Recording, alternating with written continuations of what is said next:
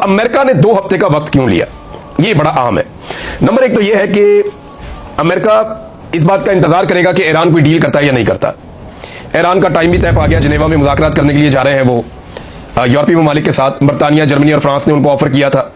फिर जर्मनी ने Donald Trump को खुद कहा, बरतानिया के वज़ीर-ए-आज़म ने, कि डोनाल्ड ट्रंप अपने दिमाग को ठंडा रखें और जज्बात में आकर कोई फैसला ना करें। यही बात जो है फ्रांस और जर्मनी भी समझा रहे हैं। तो ईरान के साथ भी वो बातचीत करना चाहते हैं, तो ईरान ने उनके साथ टाइम तय किया कि मैं आपके साथ बातचीत करता हूं। दूसरा, ईरान अमेरिका के साथ बातचीत करने के लिए भी तैयार है, लेकिन डोनाल्ड ट्रंप भी अच्छी तरह जानते हैं और ईरान के लोगों की भी मजबूरी बन जाएगी अगर अमेरिका ने ईरान के ऊपर एक दफा हमला कर दिया और अटैक हो गया तो उसके बाद फिर ईरान अमेरिका के साथ बैठकर मुज़ाकरात भी नहीं कर सकेगा। जो लोग ईरानी कौम को जानते हैं और उनको थोड़ा सा भी आइडिया है वो इस बात को समझ जाएंगे बड़े आराम से। तो अमेरिका एक तो इंतजार कर रहा है कि ईरान कोई डील कर ले और उसके नतीजे में डोनाल्ड ट्रंप इसका क्रेडिट ले लें कि जनाब मैं जंगों को रोकने वाला आदमी हूं, मैं जंगें करवाने वाला बंदा नहीं हूं, मेरी यही क्रेडिबिलिटी है। अमन का नोबेल प्राइज भी डोनाल्ड ट्रंप चाहते हैं उन्हें मिल जाए, तो वो इस जंग को भी रोकने की कोशिश करेंगे होने से पहले।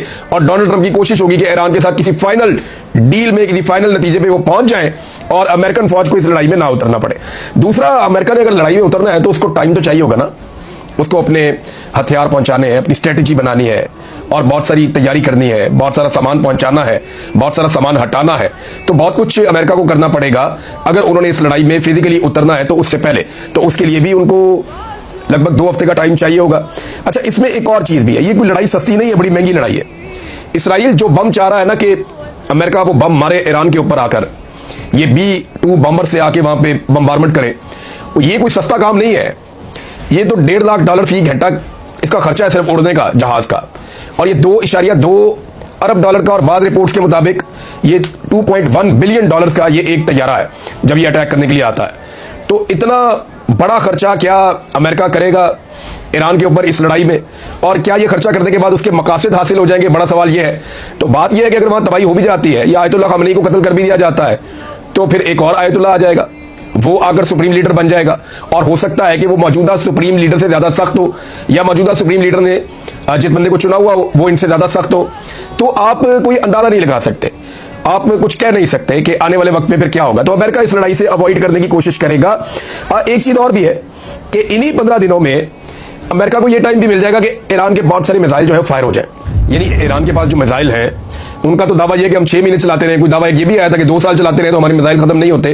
पूरी की पूरी मिसाइल सिटी है, बहुत ज्यादा मिसाइल हैं, लेकिन इतने मिसाइल जो है वो कॉमन सेंस मानती नहीं है कि इतने हजारों लाखों की तादाद में तो मिसाइल नहीं हो सकते ना, एक महदूद तादाद में ही हो सकते हैं जिन्हें एक मखसूस मुद्दत तक के लिए इस्तेमाल किया जा सकता है।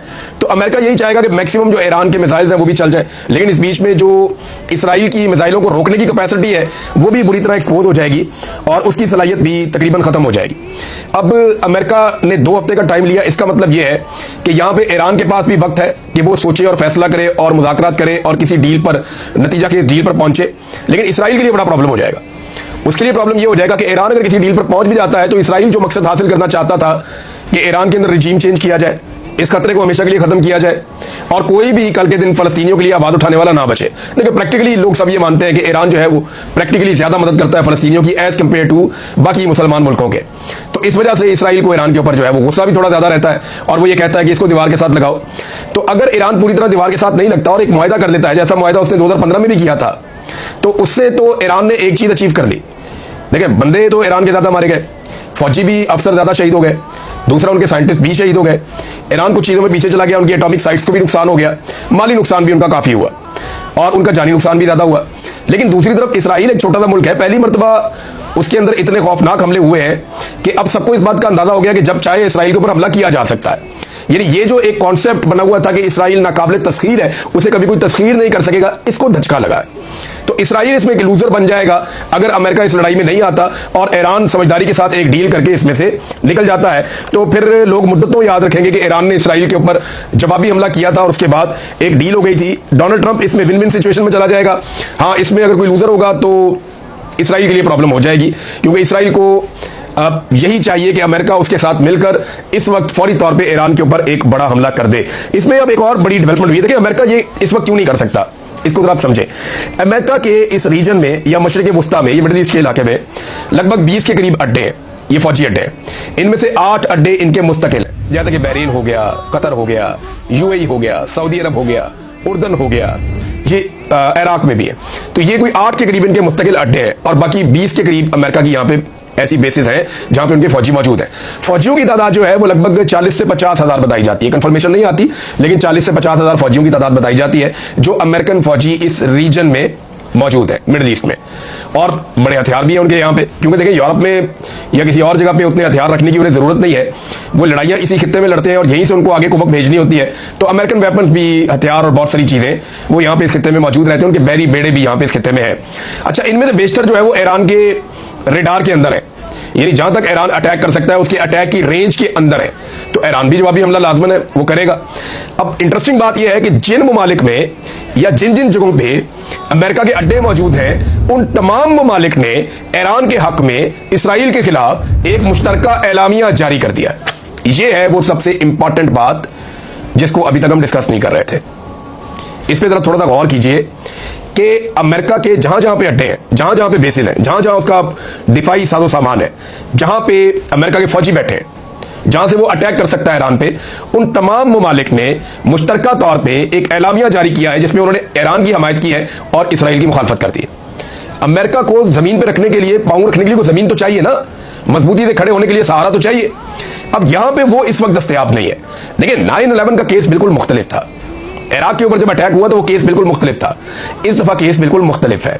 इस दफा जो अटैक है वो पूरी दुनिया कह रही है जी पहले इजराइल ने किया, बाद में ईरान ने किया, और ईरान खुद ये कह रहा है कि हम एटम बम नहीं बनाने जा रहे हैं, हम तो बनाने नहीं चाहते, हमारा तो सिर्फ अपना मिसाइल प्रोग्राम है, और उसके अलावा वो ये कहते हैं जी हम अपनी तवानाई पैदा कर रहे हैं एटॉमिक बिजली घर बना के। अब इसके ऊपर रिपोर्टें भी आ चुकी हैं, IAEA की भी एक रिपोर्ट है, वो भी मैंने आपके सामने रखी, और CIA की एक रिपोर्ट है, उसके अंदर भी ये इस किस्म का इंकशाफ हुआ जिसे बाद में रद्द कर दिया गया।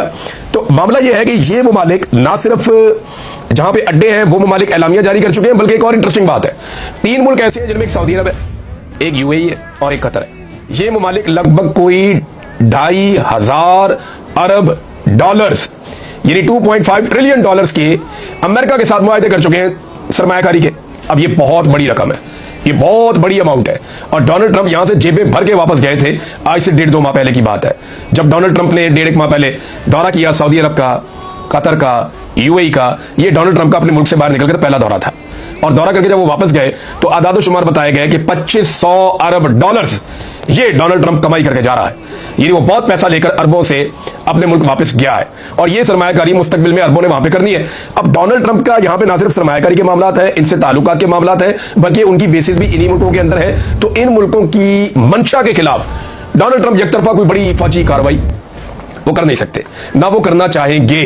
तो ये एक बड़ी इंपॉर्टेंट चीज है जिसे हम नजरअंदाज कर रहे थे, जिसके ऊपर हम बात नहीं कर रहे थे। यहां पे चीनी सदर का एक बयान भी आया, वो भी बड़ा इंपॉर्टेंट बयान है। लेकिन चीनी सदर ने बातचीत की है पुतिन के साथ, यानी शी जिनपिंग की बात हुई है पुतिन के साथ जो रशिया के प्रेसिडेंट हैं, और इसमें दोनों रहनुमाओं ने इसराइल के ईरान पर हमलों की मजम्मत की है, मशरिक़ वुस्ता की सूरत हाल पर तबादला ख्याल किया है, और दोनों फ्रीकैन से, खास तौर पे इसराइल से मशरिक़ वुस्ता में फौरी जंगबंदी का मुतालबा किया है।